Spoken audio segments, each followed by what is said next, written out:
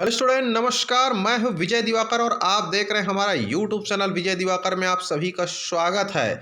मैं आप लोग को बताने जा रहा हूं मिड लाइन आकलन 2021-22 परियोजना कार्य कक्षा 8वीं विषय गणित पूर्णांक 10। यहाँ पर ध्यान दीजिए, कक्षा 8वीं का ये मिड लाइन परियोजना कार्य है।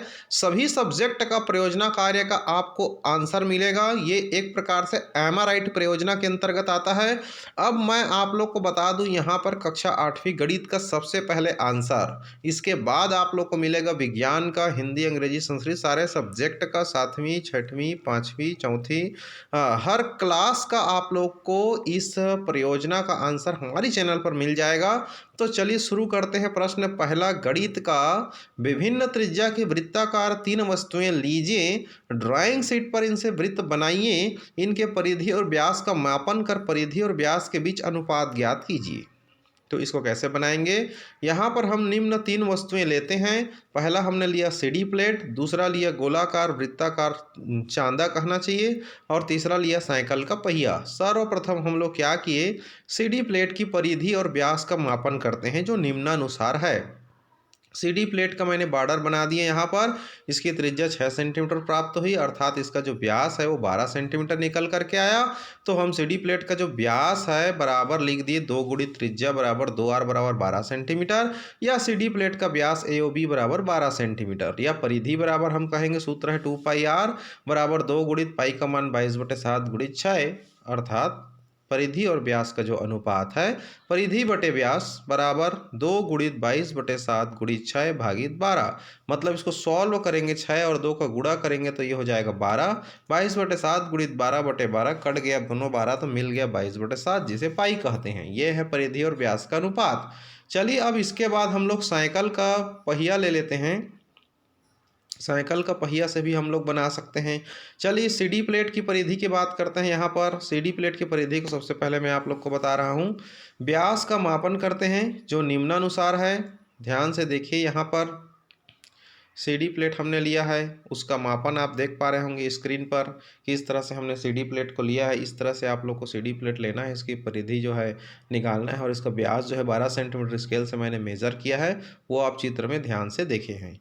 चलिए अब हम लोग वृत्ताकार चांदे लेते हैं, जिसका व्यास POQ बराबर 2r बराबर 15 सेंटीमीटर है, त्रिज्या 7.5 सेंटीमीटर है, इसका परिधि बराबर 2 गुणित 22/7 गुणित r, 2 गुणित 22/7 गुणित r का मान 7.5। इसके परिधि और व्यास का अनुपात निकालेंगे। परिधि बटे व्यास बराबर 2πr/2r, 2 गुणित 22/7 गुणित 7.5/15। ये हो जाएगा 7.5 में 2 का गुणा करेंगे तो 15 हो जाएगा। 15 गुणित 22/7/15 दोनों कट गया 22/7, मतलब 22:7 आ गया। ये है उसका बॉर्डर का चित्र हमने बना दिया है, वृत्ताकार जो कहना चाहिए जो चांदा है उसके लिए। अब इसके परिधि और व्यास का अनुपात हम यहाँ पर दर्शा रहे हैं। हालांकि यहाँ पर मैं इसका डायग्राम आप लोग को अलग से बता देता हूँ ताकि आप लोग भी इसी तरह से वस्तु लें। देखिए यहाँ पर मैंने वृत्ताकार बड़ा चांदा लिया है, प्रोटेक्टर लिया है, जिसका व्यास जो है कहना चाहिए 15 सेंटीमीटर है, जैसा कि आप स्क्रीन पर देख रहे होंगे। इसी तरह आप लोग को भी बनाना है। ये देखिए जिसका व्यास जो है कहना चाहिए यहाँ से यहाँ तक, इसका व्यास यहाँ से यहाँ तक की जो दूरी है वो लगभग 15 सेंटीमीटर है। आप छोटे बच्चों का साइकिल लेते हैं। इसी प्रकार साइकिल का पहिया लेते हैं, जिसका व्यास 2r बराबर 42 सेंटीमीटर है। इसकी परिधि धागे या टेप के द्वारा मापने पर परिधि जो आता है वो 132 सेंटीमीटर आता है। इनके परिधि और व्यास का अनुपात परिधि बटे व्यास, मैंने धागे की सहायता से हमने नापा। परिधि को 132 लिया, व्यास को 42 लिया। दोनों को 2 से काटने पर मिलेगा 66/21। 66/21 को 3 से काटने पर मिलेगा 22/7, अर्थात इसे पाई कहते हैं। सिद्ध हो कि किसी वृत्ताकार वस्तु के परिधि और व्यास का जो अनुपात होगा वो एक निश्चित मान 22/7 प्राप्त होता है। इस 22/7 को पाई से दर्शाते हैं।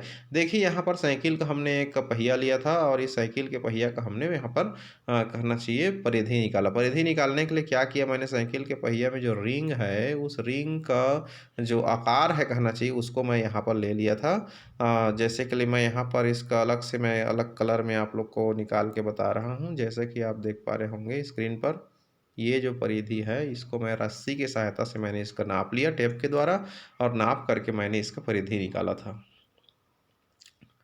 देखिए, अब नेक्स्ट हम प्रश्न हम लेते हैं यहाँ पर।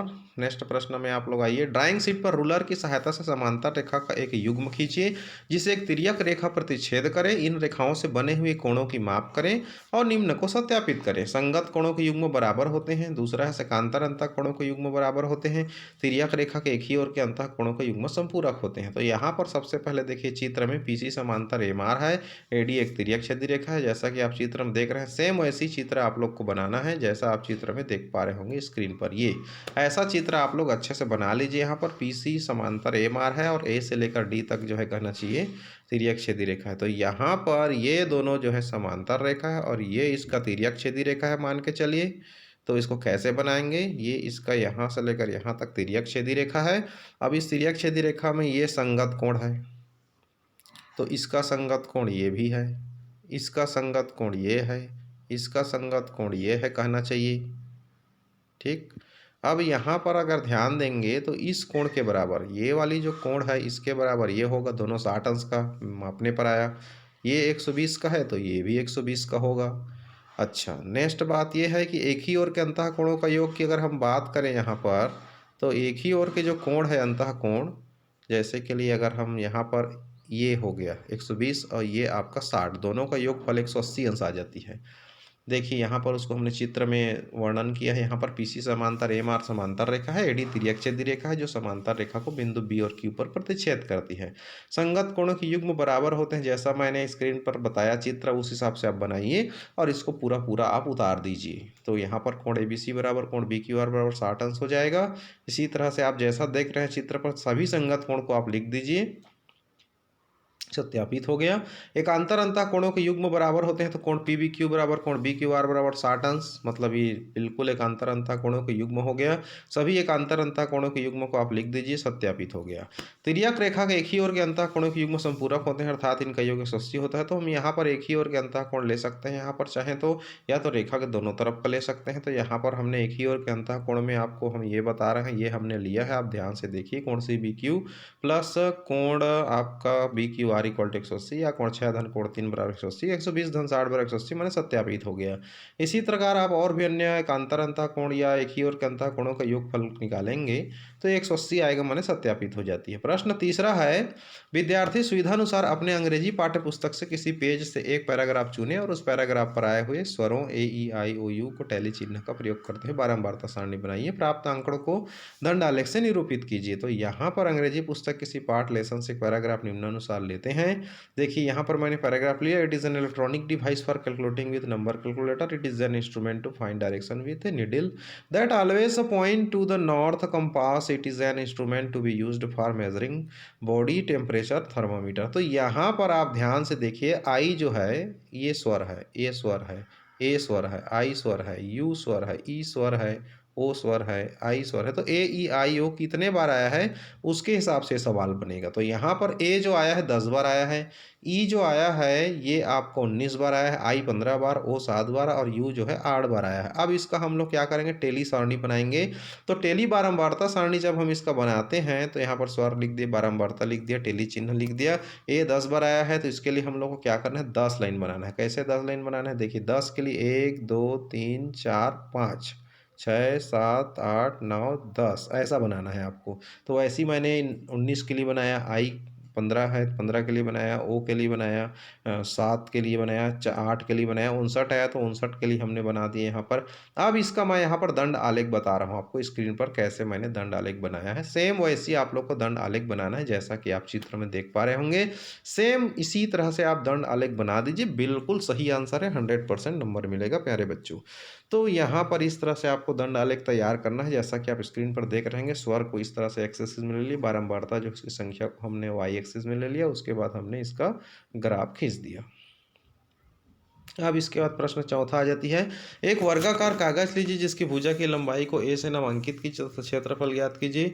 तो यहाँ पर आकृति पहला किसी कोने से बी भुजा की एक वर्गाकार भाग करना है। आकृति सेकंड में बताया है कि शेष भाग का क्षेत्रफल ज्ञात करना है। आकृति थर्ड का आकृति चौथा के क्षेत्रफल निकालकर आकृति थर्ड और चौथा के क्षेत्रफल की तुलना करना है। तो यहाँ पर आकृति पहला का क्षेत्रफल 16 वर्ग इंच है, क्योंकि हमने ऐसा कागज लिया था जिसकी लंबाई में 4 भुजा जो है कहना चाहिए, भुजा जो है 4 इंच का है। तो वर्ग का जो क्षेत्रफल क्षेत्रफल आएगा भुजा गुणित भुजा बराबर 4 16 वर्ग इंच आ जाएगी। इस कोने के 1 वर्ग इंच टुकड़ा अगर हम काटेंगे तो इसकी आकृति वर्गाकार है, अतः शेष भाग का क्षेत्रफल जो है 15 वर्ग इंच हो जाएगी। जैसा कि आप चित्र में देख पा रहे होंगे, ये हमने एक वर्गाकार कागज लिया जिसकी प्रत्येक भुजा ए है अर्थात 4 इंच का है, जिसके 16 वर्गाकार छोटे छोटे खंड है, तो इसका क्षेत्रफल 16 वर्ग इंच है। देखिए आप चित्र में ध्यान से 1 2 3 4 5 6 7 8 9 10 11 12 13 14 15 16 इस तरह से 16 वर्गाकार खंड है।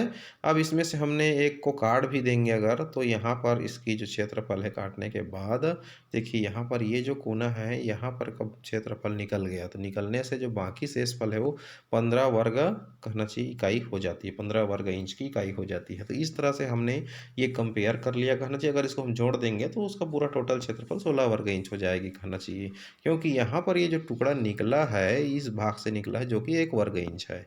तो इस तरह से कहना चाहिए सवाल बनेगा प्यारे बच्चों। आपको और भी सब्जेक्ट का असाइनमेंट का आंसर मिलेगा, इसके लिए हमारी चैनल विजय दिवाकर को आप सब्सक्राइब कर लीजिए। आपको सारे सब्जेक्ट के असाइनमेंट, प्रयोजना कार्य, एमआरआईट परियोजना, साथ ही आपके जितने भी मिडिल जो असेसमेंट है, मिड लाइन असेसमेंट है, उन सारे सवालों का जवाब आपको हमारी चैनल से मिलेगा। आपके half yearly exam, yearly exam में जो क्वेश्चन पेपर है उसका भी सॉल्यूशन हम देंगे। इसके लिए आप बिल्कुल सब्सक्राइब करके बेल आइकन घंटी दबाइए, और आपको लाभ मिल रहा है तो लाइक कर दीजिए और अपने दोस्तों को भी शेयर कर दीजिए।